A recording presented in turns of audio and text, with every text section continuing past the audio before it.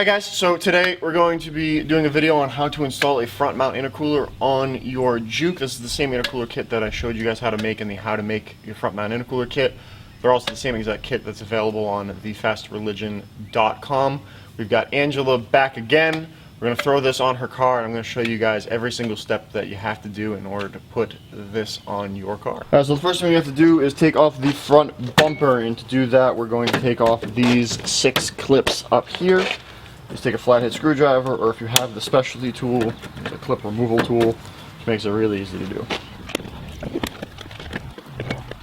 Alright, so next we're going to go to the side of the car. Both sides are the same, so I'm just going to show you guys one side. There's a clip right here. You're going to pop that off like that. Then when you pop the clip off, you can actually grab the flare, and you're just going to pull it towards you. A little force, and pop that off. You don't want to take the entire flare off, and I'll show you why in a second. Alright, so I said not to tear the flare off completely because you actually have these clips in here and they like to break, so you want to just pull it off just so you can get to this bolt here. Again, this is the same on both sides. I'm just going to show it to you on one side. That's a 10mm. You're going to want to take that bolt out. Alright, so now we are under the front bumper. There are 4 bolts that have to come off. There's one here, and then the same on the other side. Then there are 3 clips. You have a clip here, a clip here, and a clip here. You have to take all 3 of those clips off and then those bolts, and then the bumper is ready to come off. Alright, now for the part that everybody loves. We gotta take the front bumper off. Now, if you have fog lights, be careful, because you'll do what I did last time Angela was up here and I broke one of her bulbs in half. So you're gonna take off one side so you can get into your fog lights and unplug them. But to take this off, you're gonna reach your hand underneath the bumper here. You need to pull forward. These clips will pop off nice and easy. These ones will not. So you're gonna wanna give it a nice hard pop. Get that off. Then you're gonna go around to the other side and do the same thing.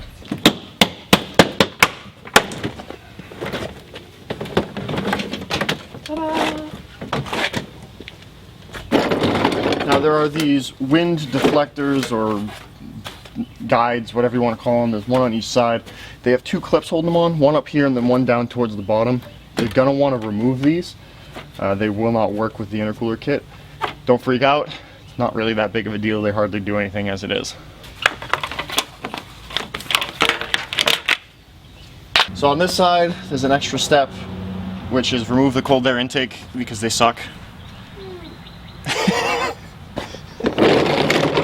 On this side there is an extra step. You have your temperature sensor for your external temperature over here. You're going to want to remove those clips.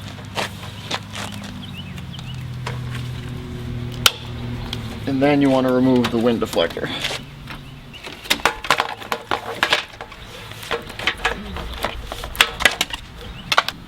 So this is your external temperature sensor. This is actually what gives you your temperature readout. Now you got a couple things you can do with this. If you're not worried about the temperature being completely accurate, you can just kind of stuff it in there and be done with it.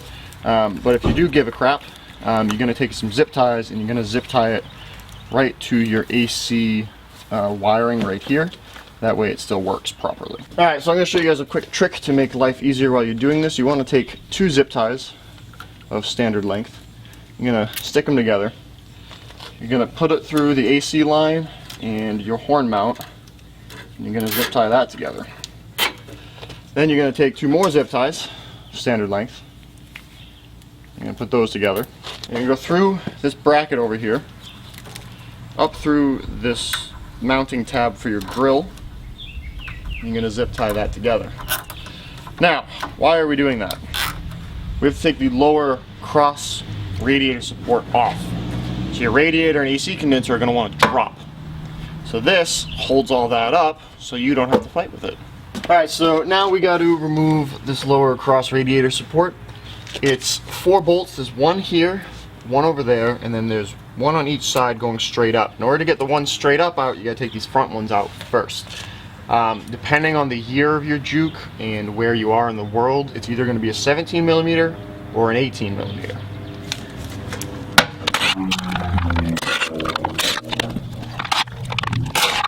Then when you get those out, you're just going to push down on it, move your feet,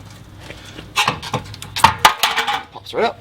So now we got to free the intercooler. If you have InGen hard pipes or OEM pipes, it doesn't matter. You got to take off this clamp here and this clamp here. and the intercooler will come off. Try not to drop it because you don't want to break it, because if you have issues down the road, you do want your factory parts. Alright, so now we're going to take the intercooler out. Again, try not to drop it. It should pop right out through the bottom.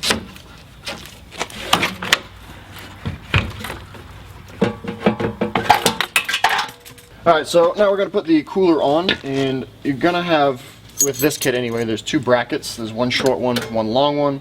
Long one goes on the driver's side, short one goes on the not driver's side. So to put this on, you're going to want to put your piping on first and not tighten it down. You're just going to want to get it just snug, because you're going to want to be able to twist it and move it around and such. So I'm going to go ahead and do that. So you have your 180-degree pipe goes up and over like this, and it sits like that. Then your 135-degree pipe obviously goes off the other side.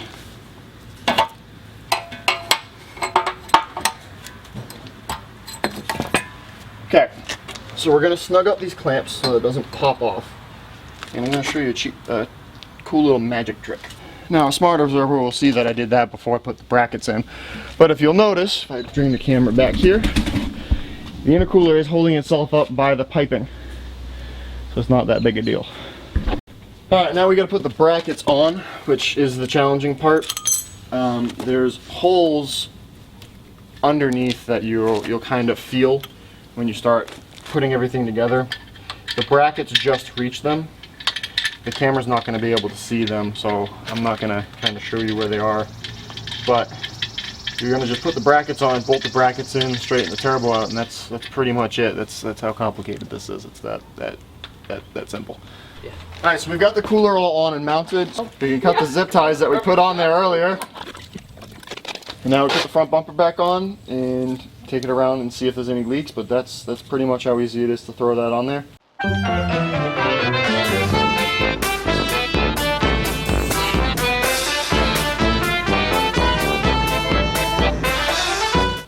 Putting the bumper on is obviously just the opposite of taking it off.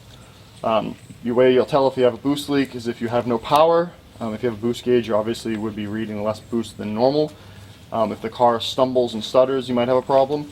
A good idea is when you first start the car up, let it idle for a good 5-10 minutes.